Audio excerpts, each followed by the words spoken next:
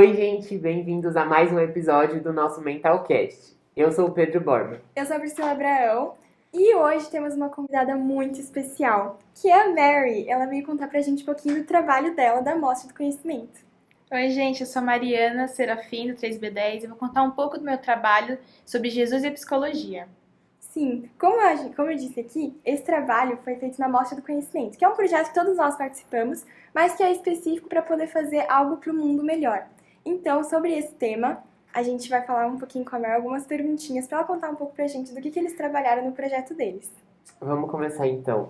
Mary, fala pra gente, quais foram os objetivos do projeto de vocês como um todo? Bom, nosso trabalho tem como objetivo visando como o mundo tem enfrentado a ansiedade, a depressão como um mal do século, que todos nós sabemos, entender um pouco como a psicologia, combinada com os ensinamentos de Jesus, com o comportamento que Jesus teve já há 2.000 anos atrás, ela pode ser importante para nossa saúde mental.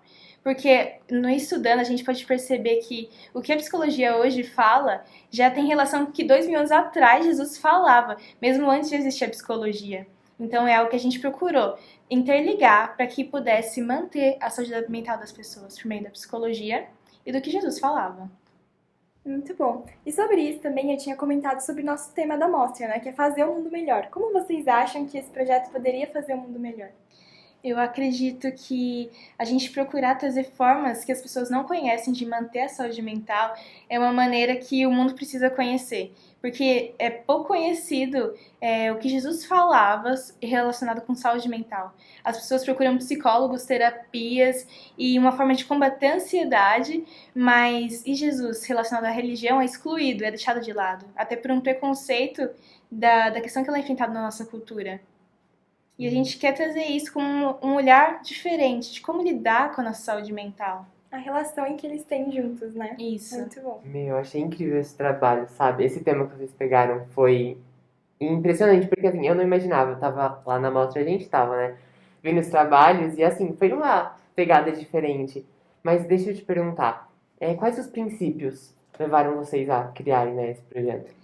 A gente foi estudando, nós tivemos uma ajuda de uma psicóloga, Marina Pedrosa, queria agradecer ela, e de um teólogo da faculdade do Mackenzie, o Jonas Abdias, e com a orientação deles a gente conseguiu ver que tem alguns assuntos que são os mais importantes, que assim são mais levantados, que é a ansiedade, com certeza o cansaço, sobre perdão, sobre resiliência e sobre mais um tema, sobre o egoísmo. Esses são os assuntos que, assim, são mais tratados, que a gente mais vê, e a gente fez estudos, o que a psicologia fala sobre e o que Jesus fala sobre. E percebendo, a gente concluiu que tem muita ligação. Muitas coisas que Jesus já falava hoje são base para a psicologia. Por exemplo, sobre a ansiedade. A ansiedade na psicologia ela é tratada como, quando você tem ansiedade, eles vão tratar as consequências. O que você faz quando você tem ansiedade? E Jesus, ele busca tratar a raiz do seu problema. Então, antes de você ter ansiedade, o que você faz para não ter ela? Ele vai na raiz. E não só ele indica um caminho de você não ser ansioso e ser cansado, mas ele próprio indica que ele é o caminho. Então, é uma visão diferente. É algo que na psicologia, a visão paterna é algo muito importante para o nosso emocional. Porque a psicologia ela não aponta algo que... Ela não aponta, olha, eu sou o caminho, olha, é por meio de mim que você vai conseguir ter uma boa saúde mental. Mas Jesus, ele aponta, sendo ele o caminho, e isso é algo que não é normal. A figura paterna na psicologia é algo que nós precisamos. Alguém maior, alguém que é supervisor nosso, para que a gente se sinta seguro. Em Mateus fala, como foi citado no livro Olhai os Lírios do Campo, cita aqui do versículo bíblico de Mateus que a gente não se preocupe com o que nós vamos comer, com o que nós vamos beber, porque se Deus cuida dos passarinhos, imagina da gente, nós que somos filhos. Então, essa relação que ele faz é de colocar Jesus como uma figura paterna para o nosso emocional, para a nossa mentalidade. E assim, chegando isso, a gente consegue descansar. Isso é algo que isso é tratar a raiz, não é tratar quando eu já estou ansiosa. E é uma mentalidade diferente, é um caminho diferente que não é hoje muito contado na psicologia. Nossa, muito legal, Mary. Eu aprendi muito aqui só com a sua fala. Várias coisas que eu não tinha para pensar e é verdade. Jesus já disse muito do que é hoje exposto nos livros, nos psicólogos, que eles são auxiliares, na verdade, né? Eles não te trazem a solução do seu problema, mas te auxiliam para saber lidar com esse problema. Sobre isso, a gente também conversou com a nossa convidada também, psicóloga Simone Garcia, né, Pedro? Sim, exatamente. Tudo isso que você falou de ir na raiz do problema, buscar a raiz do problema, né? De entender realmente o que tá errado, o que a gente está sentindo. Então a gente vai conversar, né? Um pouco com a Simone Garcia. Queremos Fiquem com o vídeo agradecer. dela. Sim, Sim, com queremos certeza. agradecer muito a sua participação, a ter aceitado o nosso convite. E fiquem aí com o vídeo da nossa psicóloga convidada. Como lidar com problemas emocionais? Emoção é uma reação que eu tenho diante de algo que me afeta. Então eu sinto raiva, medo, tristeza, nojo, amor, inveja e assim por diante. Ninguém é tão equilibrado que nunca tenha tido alguma dificuldade em lidar com as suas emoções. Às vezes a gente até se arrepende de certos comportamentos que temos diante de alguma emoção. Até aí, beleza? Mas pode ser que as emoções fiquem tão intensas que parecem fugir do controle. E muitas vezes até nos impedem de seguir adiante. Então, o que eu devo fazer diante de problemas emocionais? Eu vou passar algumas dicas que podem servir tanto para quem acha que tem problemas emocionais, né? Ou também para você se conhecer melhor. É um exercício de autoconhecimento. E o que eu preciso fazer nesse exercício? Em primeiro lugar, eu preciso acolher as minhas emoções. Então, eu não vou fugir das emoções. Não, eu vou correr dela. Não tem como. Então, você vai acolhê-la. Você acolhendo, você consegue nomear, né? Porque você acolhe e você... eu estou sentindo tristeza. Eu estou alegre. Nossa, eu tive nojo. Eu tô com inveja. Então, você vai dar nome à sua emoção.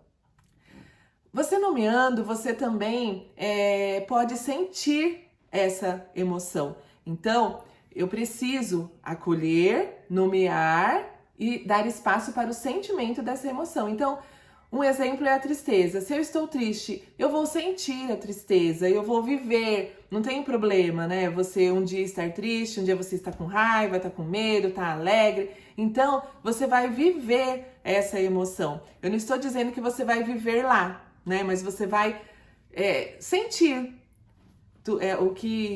essa reação aí dessa emoção. Depois que você sentiu, você precisa pensar um pouco sobre isso. Então, vamos falar da tristeza, por exemplo.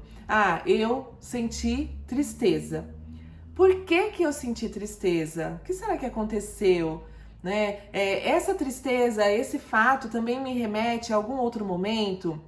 Ou então, assim, eu tive inveja. Por que será que eu tive inveja? De quem? Do quê? O que isso está querendo falar com relação à minha pessoa? Então, eu vou pensar sobre a emoção. Também eu posso pensar sobre o meu comportamento diante dessa emoção. Então, o meu comportamento foi adequado, né, de acordo com o que eu senti? Por exemplo, se eu tive medo de uma cobra, eu corri. Foi adequado. Agora, se eu tive medo de uma outra coisa que eu poderia ter enfrentado, então o meu comportamento pode ser melhorado diante dessa emoção, né? O legal também é tentar não escapar das emoções ou de sentir, ou de se perceber, não tentar fugir por bebida, por drogas, porque só vai aumentar o conflito. Muitas vezes a gente até tem, né, aquele momento ali de fuga, mas você não tem como escapar de quem você é e do que aconteceu e acontece com você, certo? Como que você pode fazer essas reflexões? Você pode pensar sobre elas, simplesmente, né? Meditar sobre o que acontece. Você pode também falar em voz alta, em frente ao espelho, se escutando, se vendo. Você pode fazer isso. Você pode também escrever sobre elas. Você escreve o momento, o que aconteceu, o que você sentiu. Depois você volta e lê sobre o que você escreveu, né? Esse distanciamento nos ajuda a perceber melhor a situação. Você também pode e deve conversar com alguém de sua confiança. Isso é muito bom. Você consegue desabafar, você consegue, às vezes a pessoa consegue te dar um olhar diferente também da situação. Mas pode ser que, mesmo com todas essas dicas, você tenha dificuldade em nomear, em pensar, e pode ser que seja um momento de você procurar uma ajuda profissional. E para isso, não sinta vergonha. Pode ser um começo de uma vida melhor para você. E dessa maneira eu espero que você fique bem. Até mais! Muito obrigado, Simone Garcia. Foi realmente incrível tudo isso que você falou. E a gente pode até perceber nisso de se adaptar às situações, de sondar os nossos sentimentos, conhecer, entender tudo que a gente está sentindo, que se liga muito com resiliência, né? E resiliência é uma das coisas que a Mary e o grupo dela citaram, não é? Fala um pouco mais pra gente sobre isso. Sim, a gente reconheceu que resiliência é algo muito presente no que Jesus ensinava. Porque quando nós percebemos que Jesus foi o maior exemplo de resiliência. Porque assim, Jesus nasceu pobre, ele era um carpinteiro. Ele era muito perseguido por tudo que ele acreditava e defendia, mas mesmo assim ele arrastava multidões pelo que ele falava. Ele foi martirizado, ele foi morto, mas mesmo assim ele ressuscitou. Então é algo que nós temos que entender que na própria vida de Jesus, ele foi um ensinamento de resiliência. Porque o que ele falava, em várias citações da Bíblia, ele fala sobre esperança. Que na verdade, qual que é o princípio da nossa resiliência? É a gente ter fé, é a gente ter esperança. Existe um filósofo que fala que a espiritualidade, ela é na verdade um dos fatores mais importantes para que a gente consiga permanecer. Porque a gente ter fé em algo que é maior é o que faz a gente ter força, a gente ter esperança em algo que não está nas nossas mãos. Porque é difícil você ter controle da sua vida. Tantos problemas, como a psicóloga acabou de falar, tantas preocupações e a gente não consegue dar conta. Então a gente entregar para algo que é maior é o que faz a gente ter uma segurança e conseguir ser resiliente, porque são muitos problemas. Mas se até mesmo um cara que nasceu pobre, mas mesmo assim, pelo que ele acreditava, ele morreu por aquilo, e ele foi vencedor, ele disse, tenha um ânimo, eu venci o mundo. Então é um exemplo para que a gente possa conseguir vencer, seja lá o que for que a gente viva. E descanse nele, descanse no que ele está falando. Porque é alguém que tem propriedade, é alguém que moveu e move todo mundo pelo que ele pregou. Então não é algo que a gente deve considerar. Não é algo só relacionado ao mundo fechado da religião, mas é uma mentalidade que nos faz ter uma saúde mental, um equilíbrio que é além da espiritualidade de uma crença. Muito bom. Enquanto você falava, eu lembrei muito de Jesus, que no Getsemane, antes mesmo de ser crucificado, ele conversou com o Pai, confessando esse aflige, esse momento tenso para ele também, apesar dele saber, como a gente sabe, ele já sabia de tudo que aconteceria e confiava no Pai, mas mesmo assim ele disse, Senhor, se for da tua vontade, passa de mim esse cálice. E também tem o Salmo 42, que eu tenho estudado também há um tempinho, que fala, o autor, ele estava também em um momento de muita angústia, muito sofrimento, e que ele até pensa, será que o Senhor está comigo? Será que eu não estou sozinho? Ele fica até um pouco em pânico, mas ele conclui o Salmo, tanto no versículo 5 quanto no versículo 11, dizendo, não, o que eu tenho que fazer é esperar em Deus. Ele é meu auxílio, Ele é meu refúgio, minha proteção. Esperar em Deus, né? Olha que interessante, não adianta a gente tentar seguir nossa vida tentando ter o controle. Porque é normal, né? A gente querer tudo do nosso jeito, tudo da nossa forma, tudo no nosso tempo e acabar deixando Deus de lado, esquecendo que Ele tá no controle, tanto do agora como do futuro. E entra muito com o que você falou de esperança. A gente não vai lançar nossa esperança em um futuro incerto, por quê? Porque a gente não tem controle. Mas a gente lança a nossa esperança nessa certeza que é Jesus. Sim. Tudo que Jesus fez, Jesus estava... você comentou, né, que ele estava na crucificação, um pouco antes da crucificação, no Getsemane, e o que acontecia? Ele estava lá suando sangue, por quê? Porque ele estava sabendo que ele ia ter que sofrer, que ele ia sofrer a ira de Deus. Mas mesmo assim, ele foi, por quê? Porque ele sabia o que ele precisava fazer para que a gente pudesse ter essa esperança garantida. Sim. Então, Jesus sentiu, literalmente, a dor da ira de Deus, que a gente que merecia, para nos livrar e a gente poder ter essa esperança, essa certeza que esperar em Deus é a coisa certa. Muito legal. Desculpa. Existe um filósofo, Frankl, que fala que a dor, ela deixa de ser dor quando ela encontra um propósito. Isso tem a ver com o que a psicologia ensina, e é o que justamente Jesus viveu. A dor deixou de ser dor quando ela encontrou um propósito. Então é uma mentalidade que Jesus ensina e que a gente pode pôr em prática. Que a gente, se entender o propósito daquela dor, a gente vai conseguir ter força para passar por aquilo. Sim, e quanto a isso de esperança, né, a gente tem que se alegrar com tudo que Deus já fez por nós, essa morte que com certeza era para estarmos lá, mas Ele morreu no nosso lugar. E Ele também usa para nos auxiliar, nos ajudar, instrumentos que às vezes são pessoas, que são os profissionais da saúde, os psicólogos, terapeutas, como um exemplo aqui, a nossa própria Simone Garcia, ou às vezes nossos amigos, nossa família, são instrumentos para nos auxiliar nesses momentos difíceis. Deus os capacita. E é interessante ver, inclusive um exemplo da Bíblia, que foi o rei Salomão, que em busca de fazer um reinado mais justo, mais correto, ora a Deus pedindo sabedoria, e Deus atende essa oração dele. E é muito interessante ver o quanto vocês disseram isso da justificação, que não é por meio de nós, e sim por meio daquele que é capaz realmente de solucionar esses problemas, né? É mesmo. Exatamente. E a gente é justificado, né? A gente não vai precisar sofrer o que a gente deveria sofrer. Não vai precisar pagar o preço dos nossos pecados, justamente porque Jesus veio para morrer por pecadores, né? Sim. E com toda essa vibe de pecadores, falando sobre pecado. Agora, é difícil a gente lidar com os nossos pecados, né? Da gente compreender, da gente buscar entender, buscar melhorar. Tudo isso é uma situação que não é fácil, né, Sim, gente? sim. Sim, em Marcos 2,17, se eu não me engano, ele fala muito sobre isso, que Jesus veio para os pecadores, ele veio para aqueles que não são justos, aqueles que estão doentes, e ele se apresenta como médico, como aquele que traz cura, transformação. E isso é muito legal, muito lindo e nos toca muito, porque a gente busca às vezes em tantas coisas, busca na nossa fase da vida, né? Busca em, sei lá, bebidas, drogas ou em profissionais, e essas pessoas podem até e os profissionais em específico, claro que não estou comparando eles dois, né? As bebidas e drogas são profissionais. Mas os profissionais podem nos dar auxílio, nos ajudar, mas não nos dão a solução. E essas coisas outras são passageiras.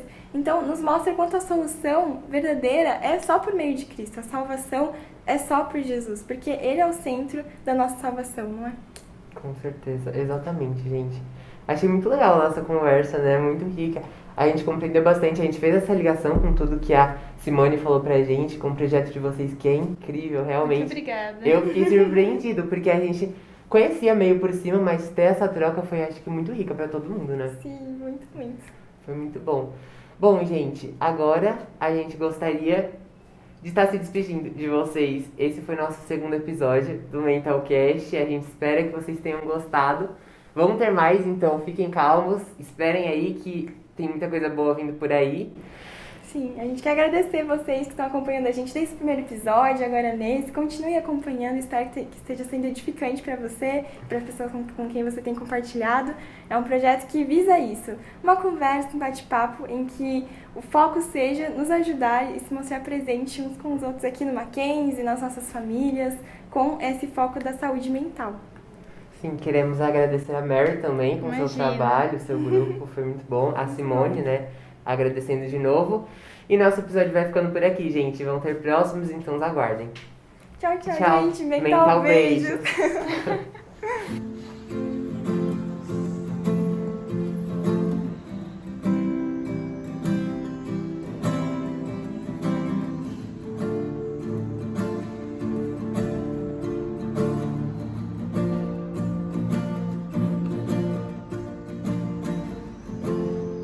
Doce presença, és meu abrigo,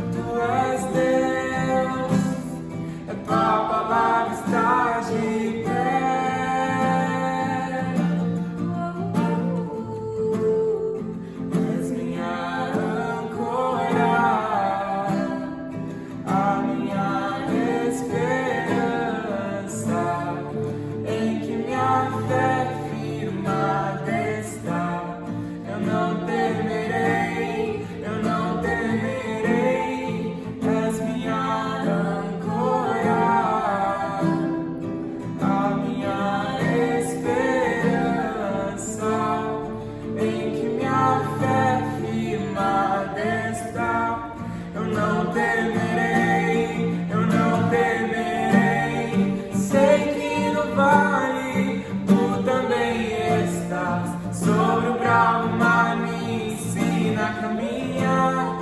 Tu és o quarto homem na fornalha, tu és o meu Deus que não falha. Sei que no vale tu também estás, sobre o bravo mar me ensina a caminhar. Tu és o quarto homem na fornalha,